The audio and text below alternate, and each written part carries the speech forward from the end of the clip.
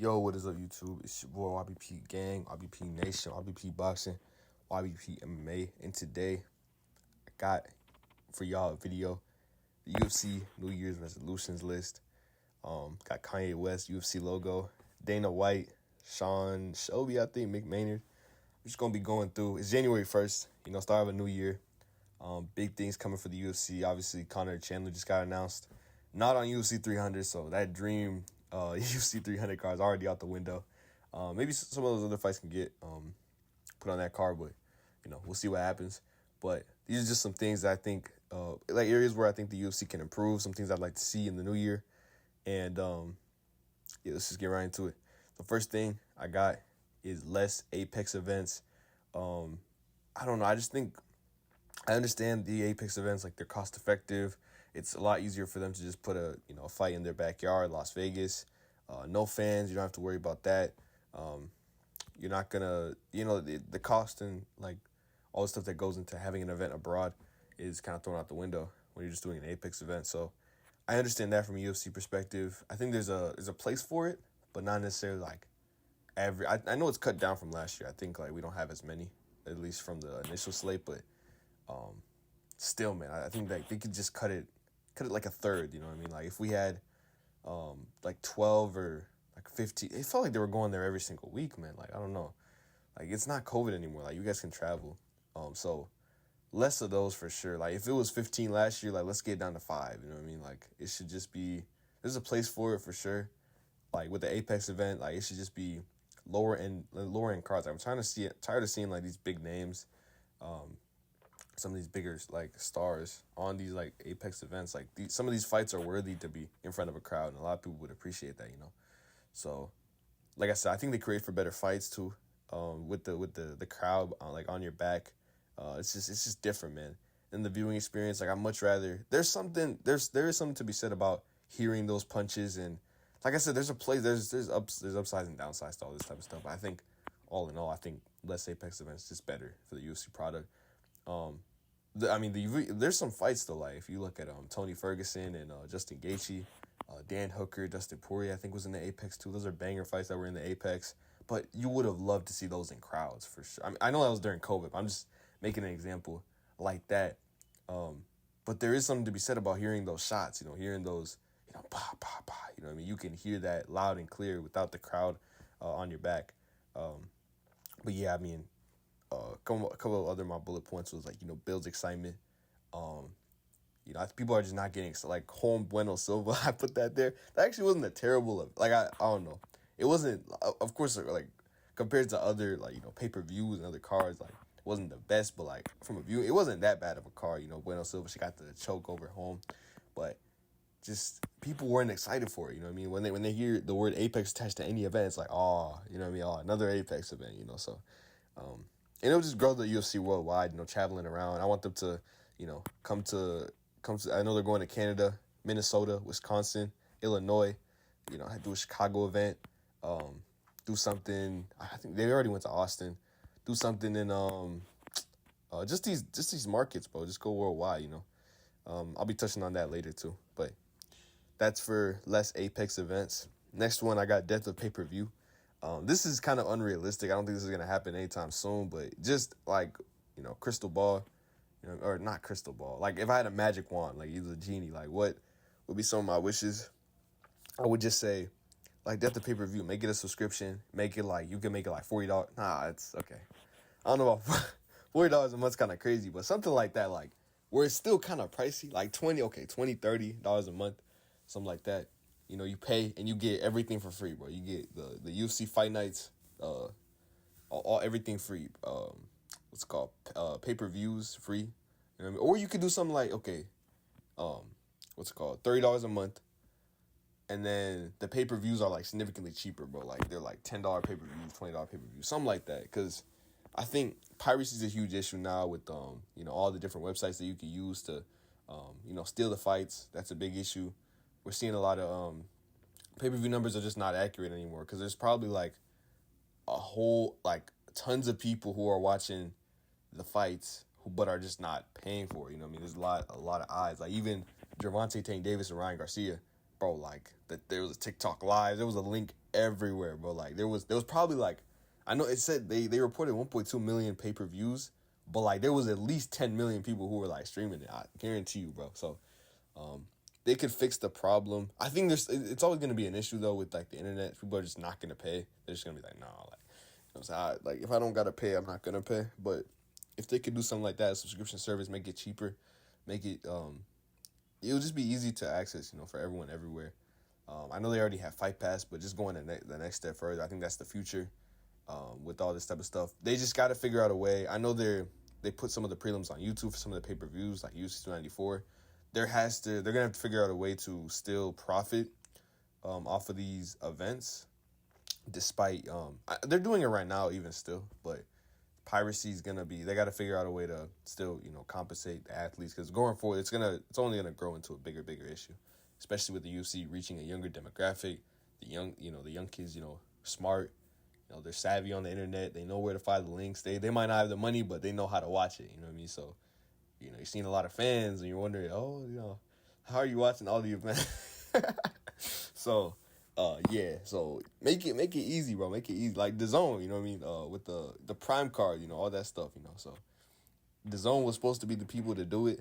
Obviously, they're still Canelo. Whenever Canelo fights, that's pay-per-view. So, but that's the future, though. I think next 5 years, everything's going to be streaming. Everything's going to be subscription-based. No pay-per-views.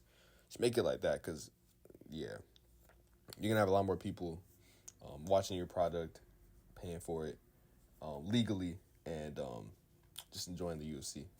So, next one, we have a UFC Africa event.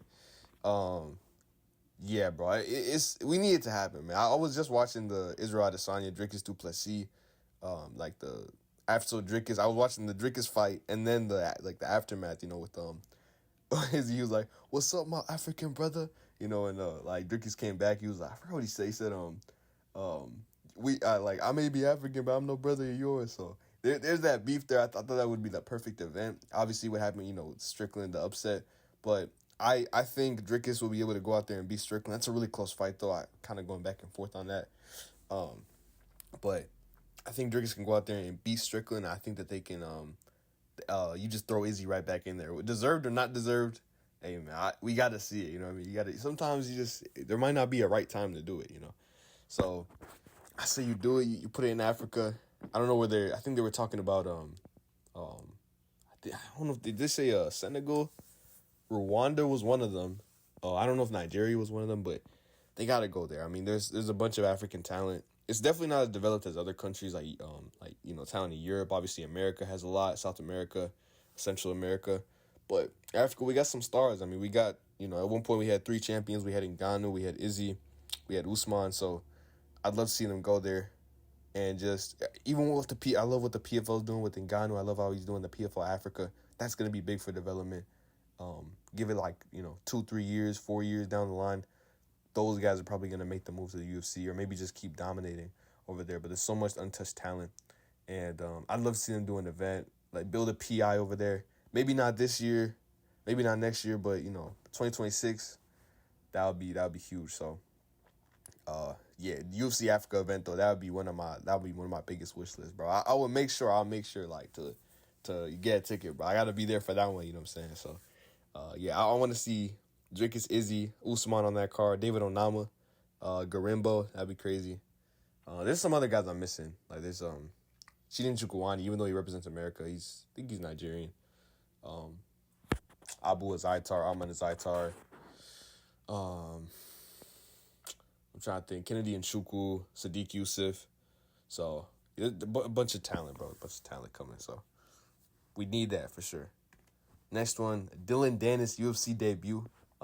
We need this, bro. We need this. I mean, if 2024 is going to be a huge year, it seems like day by day, like UFC, they value business over meritocracy. You know what I mean? Nowadays, it's not about who is most deserving. It's not about how many wins you got. It's about what brings business. And Dylan Dennis, bro, he brings big business, man. He would be the number one draw if because I know the Jake Paul fight was at 185 pounds. But if he comes into the UFC, he will be the number one draw at welterweight, bro. He's a bigger name than Kobe. He's a bigger name than Leon. No one cares about Leon, bro. I'm sorry to say, bro. Like outside of Birmingham, like nah, no one cares about him. Bilal, you know, he has this small, Chicago fan, but I don't know where would you put a Bilal fight that he sells out, like just him himself, like Bilal versus a bum. Where does he sell out? I don't know where his fan base is. I think he'll be able to win against Leon, but I don't know like where the fanfare is. You know what I mean? Everyone's just trolling him. Leon, you might have some fans, but none of these guys are pay-per-view stars. Leon and Bilal, when that fight got announced, people are talking about that thing like they're seriously talking about it being on the prelims of UFC 300. So that just shows welterweight, it needs a star. Dylan Davis will be that star if he comes to the UFC. He brings big business, and if you don't want to go in the direction of like building him up, slow, like just going slow with him. You could just throw him in there with another big name and build stars off him, You throw him in there with a Michael Morales, bro. Now people are going, like Michael Morales knocked out Dylan Dennis where he clowned him. That's your next big star of Ecuador. They already have Chito Vera. Boom. You catapult Michael Morales. So, if you want to throw him in there with I know we're not fucking Dinov's already ranked. So, but if he wasn't, you throw him in there so he can build big stars, and I think he can beat some low ranked guys at welterweight. There's Danny Roberts. I think you could go out there and beat him. Off the top of my head, I can't really think of anyone. I'd have to look at the rankings. I have to look. But there's got to be some 2 or 3 guys that they can like find that could or just sign someone. You know what I mean? Even if you want to bring in like Nate Diaz to fight him, or like Nick Diaz, just some like a clown show event. I think 2024 prediction, Dylan Dennis will be on that UFC 302, that return card. They have to have him on there, bro. They have to. I don't know who, but boom, right there. So Dylan Dennis, Danny Roberts, easy. You know what I'm saying? Dennis takes him down, subs him. You know what I mean? Does it, you know what I mean? He could close decision, split decision win, but he can go out there and be a Danny Roberts for sure. So I need to see him on that Conor undercard. I'm sure Conor could, put in a good word. The big thing that Dana White said that to push back on it was that, with Dylan Dennis comes trouble. You know what I mean? It feels like every time there's Dylan Dennis will be on the prelims most likely of this card of the card that he comes out. I'm just talking hypothetical. He'd probably be on the prelims, but he would cause the most noise. His face off, there would be some sort of push. He'd be trolling. He'd be doing something to get himself in the news. With Dylan Dennis just comes so much volatility. You don't know what's gonna pop off. You don't know if someone's gonna get hurt. You don't know if someone's gonna like his opponent's not gonna be able to show up to the fight because of something he did. You don't know if he's just gonna pull out all of a sudden. So that's not something you want from a promotional standpoint. You want these guys to go out there and fight. You saw how mad Dana was about Stephen Thompson pulling out a fight when his opponent was the one who missed weight. So if Dennis were to go out there, he wouldn't put up with any of the stuff that happened with KSI. Promoting a fight for a week, for weeks on end, and then the fight just doesn't happen. You just pull out. You just, I don't have a coach. I don't. He ended up showing up for Logan Paul, but the KSI stuff, man, throwing the coffee and then just never actually fighting him. That's not gonna fly in the UFC, man. This is, it's not happening. So I'd love to see it though. I'd be super excited, man. It would be funny. I think everyone on Twitter would be. It would just go viral if Davis actually got into the UFC, got a debut, got a win. That would be crazy. So I want to see that in 2024. Ref and judge post-fight interviews. We need this, bro. There's too many. It's too much refs getting away with bad calls, you know what I mean? Like that Kerry Hadley, that was terrible stoppage, bro. Terrible. He should have been like at the Dana White goes out there and he has to answer for the media like, hey, what happened there? Kerry Hadley should be right next to him, bro, like answering, hey man, that's my bad.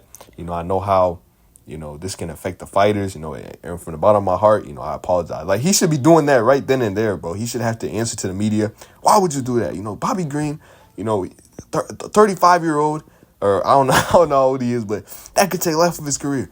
You should be ashamed of yourself. You know what I mean? Like he should have to answer to the media and hear what they have to say. I know the refs, they don't get paid that much. I know that even the judges, they don't get paid that much. So the backlash that they face, honestly, if this was an obligation, you'd be like, you might have to up their pay because it's like, dang, like, I'm coming out here. I'm essentially volunteering. I'm not getting much money. This is a passion of mine. And then I have to, on top of that, with low pay, now I have to deal with all these fans coming at me. because I made a bad call. Like, everyone makes bad calls. Everyone makes mistakes. These are humans. They're not robots. But there has to be some sort of accountability that happens, even if it's not post-fight interviews. This is just an example, but something from the board, bro. Like, something, bro. Like, the commissions. Because it seems like they protect these guys way too much. They get let off the hook. They get to ref, like, the next event. It's like, something has to happen, because at the end of the day, with the ref situation, you could possibly be taking years off Bobby Green's life. This is a very dangerous sport. You got to stop it when it's right to stop it. And then with the judges, some of these fighters are on win. Not all the fighters, but I know a lot of them are on win show contracts where they show up, they get the money, and then but if they win, they get some money. So if you're you give a terrible scorecard. Like there was like this it was a random women's MMA fight, because so no one's gonna talk about it, but the Nora Canoli fight and then it was someone, Jocelyn Edwards, bro. That was a, man, I don't know how she won that. I don't know. Maybe given, and no one cares because it's a random women's MMA fight, but at the end of the day, it's gonna affect her income probably. She's on like a 12-12. I mean, that other 12,000 is probably gonna matter at some point. So with these contracts, man, they gotta be more like, take their job more seriously and have to be held accountable for what they're doing. So that's my next one right there. UFC shorts customization. This is a big one. I think it will help the fighters, get more of an identity. It will help them get more of an identity. It builds stars long term. I think if you can, you got a guy like Sugar Sean O'Malley. A big part of his brand is the rainbow colored hair, the pink that he has. So having him have like pink shorts like that, be synonymous with him, that'd be just so big. I don't know. It gets kind of hard because the UFC, they're trying to stay uniform. They're trying to stay official. So now if you let everyone just pick whatever color shorts they want, now they're going to want, oh, let me have a brand on here. Now I want some flowers on it. Because I heard Max Holloway, after he saw that Bryce Mitchell got the camo shorts, which is so interesting. How could you go out of your way? You make camo shorts, but then you can't make like pink, just all pink or all purple or all orange.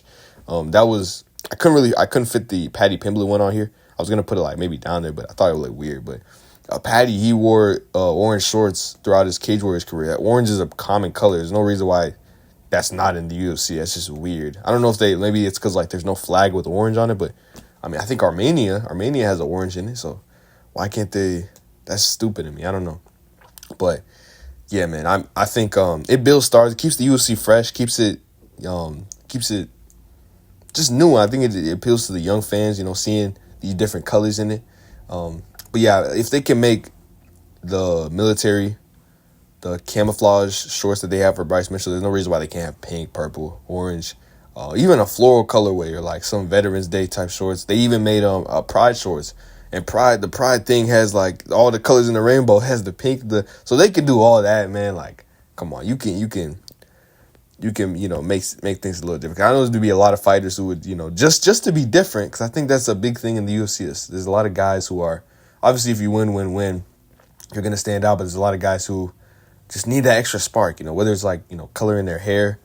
They just want to stand out in some way. I think there'll be a lot of guys rushing to, whether it's like purple shorts. I know Paddy loves the orange color. Sean O'Malley with the pink. Like, I think it would just be, I don't think it would be like top of my list if I had to rank all these things, but it would just be a cool new touch to add to the UFC Venom things that they produce, and it would be appealing to casuals, man. It would just bring in more fans, and I think it would be really cool. Next one, we have more championship bouts on fight nights. I think this is just, bro, like this Leon Bilal, that's a perfect example of a fight that it does not need to be on It does not need to be on a pay-per-view. It doesn't need to be on one of these big events, man. You could just put it on a fight night, put it on one of those lower events, and just let it rock like that, man. We saw Dillashaw Cruz, the world bantamweight title, that was on a fight night. We saw Grasso Shevchenko, that was on a fight night. UFC Noche, it was one of those like pseudo pay-per-view, but still not a pay-per-view. You could just watch it on ESPN Plus with a subscription. It keeps the champs active, and it gives them more options. It doesn't restrict them to, boom, like you have to fight on a pay-per-view. There's no other option. It makes it like a lot easier that way, man. You don't have to do it. And I think a lot, too, another thing is that with having a champion on the card, it almost seems like, oh, they have to this is like almost add-on, like for more championship bouts on fight nights. Make it normal for championship bouts to not necessarily be the main event. If Hamza and Izzy are fighting, let's say on UFC 300, like, bro, it's okay if Leon Bilal is the co-main event of that. Even if that's for a belt, those two guys are two, like, clearly bigger names. You know what I mean? So, it doesn't have to be, I think, prioritize the bigger fights. There shouldn't have to be a people's main event. UFC should just be like, they should just be in the know, like, okay, that's a main event type caliber fight. And then Leon Bilal, not so much. Fans not really excited for that. But it's a world title fight. But unfortunately, it's a co-main event. You know what I mean? So that's what I'd like to see. Put it on. That's a fight night, man. A fight night in what's it called? Put it in a fight night in England. It could be in Birmingham, but that's not a pay-per-view bout. It doesn't have to be. And if it is on a pay-per-view, it doesn't have to be the main event necessarily. If there's a bigger non-title fight, you could put the other one, the non-title fight ahead of it. So that's what I want to see out the UFC. Make some tough decisions. I know it's going to hurt some people's egos. I don't know how it works with the pay-per-view points because they're not going to be the main event. But make the people's choice, man. Make the right decision for the fans. And yeah, I think that'll get the UFC far. Next one, less champ versus champ fights. This has to stop. This is something we got to leave in 2023. I put the biggest notorious one was Makhachev Volkanovski. Volk getting 2 lightweight title shots, man. I mean, Makhachev, man. I mean, there's no reason why he didn't fight Gamrot. That kind of made me mad. It was like, why is Gamrot in this position of being the backup fighter? And then you're going to call Volkanovski a featherweight to come on. I know he's the champ. I know he's pound for pound. I know he gave him a tough fight the first time. But we saw what happened. Like, as soon as I saw that Volkanovski was stepping in, I knew he would get knocked out. Like, I wish I put out a video, bro. I wish I did because I would look like a genius. But I knew, bro. I knew. But if it was Gamrot, a guy who's preparing, a guy who was ready, I don't think he gets not hot. I don't think it's a hot take. I don't think he would get knocked down in the first round like Volk did. So I knew with no preparation, with Makhachev making his adjustments, I knew he would go out there and knock him out in the first round. But yeah, I mean, like upon adding on to that, it stalls the divisions. You got guys moving up, moving down. There's, especially in the lightweight division, there doesn't need to be a featherweight coming up and doing it. You know what I mean? As dominant as he is, he has Ilia Topuria coming up and fighting him. So it made sort of sense, but it didn't feel that special. I feel like a champ versus champ matchup should be 2 dominant champs, It shouldn't just be Volk doing it. It should be Makhachev is also doing it. And Makhachev had just claimed the belt. So he's not going to lose anytime soon, but not even that, but even when Izzy moved up and fought Jan Blachowicz, man, it's happening so often. I know it made sense there because, Izzy was a dominant champ, he was moving up and he was trying to do a double champ thing, but like, I don't know, it doesn't feel quite as special, just having everyone can get a title shot. Like, I'm all for people fighting in their divisions, creating legacies in their divisions. You don't need to move up, and this is not boxing. We don't have enough weight classes for this to really make sense doing the double champ stuff. So I think that's, if Izzy said, okay, I'm done with middleweight, now let me move up and let me vacate the belt, fine, do that. You know what I mean? That's what I like to see more. Like, if Islam wants to go up and fight Leon, vacate the lightweight belt, or just maybe for that one fight, for that one day, you're double champ and then vacate the lightweight belt, and don't do the switching back and forth. Just go up to welterweight. Fun fights for him up there. But yeah, man, like I said, it's repetitive, man. I just want to see people fighting their divisions. That's something you can keep in boxing, bro. Boxing all the time, because the weight classes are not the discrepancy between, lightweight, super lightweight. There's like, I think 14 weight classes, 13 weight classes. So it's a lot easier to do there. But there's tons of division of talent that are already there for you to fight. Just fight them. You know what I mean? You only need to do is jumping up and down. Fighter face-to-face, man. A big one that I want to see. They did it with Chito Vera and Dominic Cruz. Weird that they chose those two to do a face-to-face with. They didn't really have too much beef. But they never went back to it. After they did it, I was like, man, like, okay, let's see what the next event are they going to do it, And they never did it. And it was for a random UFC San Diego, just a random fight night.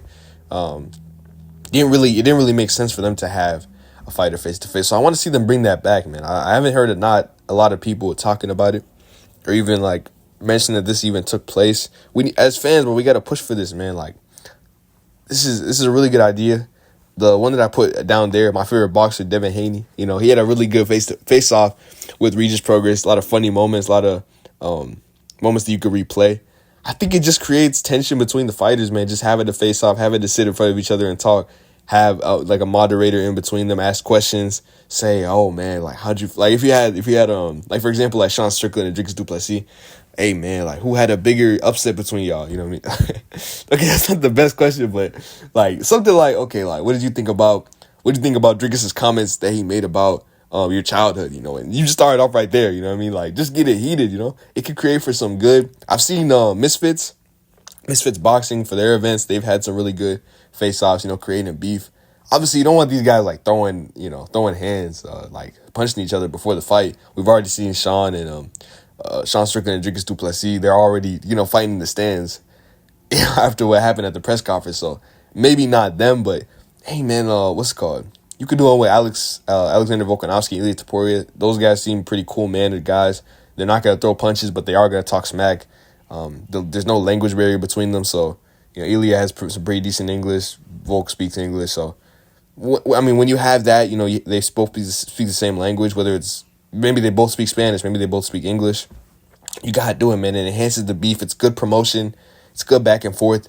And as much as Dana White likes to say, "Oh, you know, we don't like to see the fights," you know what I mean, all this stuff, you know, we want to see, you know, professionalism. He was talking about that with Dylan Dennis, but I mean, they literally sat up there when Dricus du Plessis and Sean Strickland had that little fight. They had the HD replay. They were like, "Hey, man, you know, come back in 30 minutes. Keep watching the fight because we're gonna have, you know, the most ultra HD. We're gonna have the ultra HD version." I know you've seen all the Twitter stuff, all the Twitter versions of the fight. Now we got the best version, and then they on the broadcast they show it. So they like that stuff, man. It builds the fights. They can say all they want, like, "Oh, we don't want to see the fights," but they like it, man. They thrive off that. It builds promotion. It makes its rounds over social media, and it attracts, you know, pay-per-view sales, you know, pay-per-view buys. So this would only add on to it. It could be something that you look forward to during the lead up of a fight. Just more promotion, bro. More promotion, you know. So they gotta keep it up, man. Keep it up. I mean, the press conference isn't enough. I think face-off that'd be even better, you know. So UFC for charity. I think this is my last one. Yeah, it's my last one. So UFC for charity. Pretty much the idea. I saw MMA Theory. Shout out to MMA Theory on Instagram. If you guys don't follow him, he's really good. Follow. You know, he creates matchups and all this type of stuff. He'll right after a fight, he'll show like, oh, who should fight this guy next? Who should fight that guy next? He'll do these card builders and all that type of stuff. So it's a really good follow if you like reading on Instagram. You like MMA content. That's a really cool guy.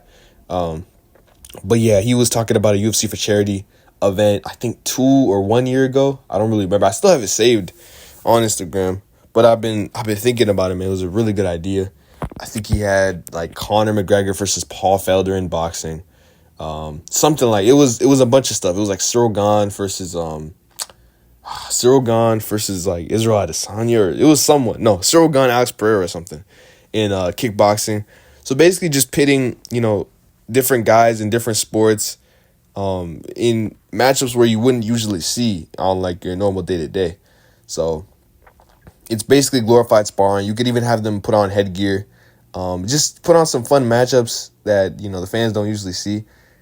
I got the idea, like I was rethinking it when I was watching the Aljamain Sterling and I think his name's something Dantzler. He was doing a grappling event not too long ago. That was a fun fight, you know, fun match. It was weird, you know, Alja wasn't really engaging too much. Dancer was kind of butt scooting, you know, but he had that one moment where like he caught the arm bar and then he was spinning him around. Definitely check that out. Fury Grappling, Aljamain Sterling. Look that up. But they do a lot of this stuff. Like I put Rose Namajunas and Jillian Robertson in a normal setting. You'd probably never see these guys fight, never see them like in MMA. You'd never see these guys come together in this type of setting. But they did. Jillian Robertson choked her out in one round, and it was a fun little match. You know, Rose Namajunas had a bunch of excuses about the match, but nonetheless, man, it was really cool. So if they can just bring these guys together, all the money that comes from the event can just go to charity. Or you could do like, you know, send it to like UFC for Troops or something like that. You just send the money to the military, or, you know, you raise money for just a good cause. And it's just a fun event for the fans. You know, you could do grappling, nothing that's going to put the fighters in serious risk. So put them in headgear maybe. Make sure that it's a glorified spar. And you just have some, fun matchups. You could have, Connor versus Bobby Green in boxing with sparring. You have, karate. You could have Stephen Wonderboy Thompson versus. So you have to be careful with some of these matches because some of these matches you might want to see in the actual in MMA. So I don't know. You don't want to you could do like I said, Cyril Gahn versus Alex Pereira. That'd be a fun matchup. Just some fun stuff, man. Grappling. Mackenzie Dern, Tatiana Suarez. That would be really cool because I don't think they're going to fight in MMA. But BJJ, man, that makes a lot of sense. They're both really good down there. So, really good fight to put together. Just a good, wholesome thing that the UFC can do. And I think it's a wholesome end to the video. That's all I really got for y'all today. Hope y'all liked it. I think that's 10 things that I think, 10 resolutions that, will help the UFC grow. Just continue growing. I mean, they're already the biggest MMA organization in the world. Just continue growing, continue getting better, and just keep being better for the fans. So leave a like on the video, subscribe. Peace out, most cry. You know what it is.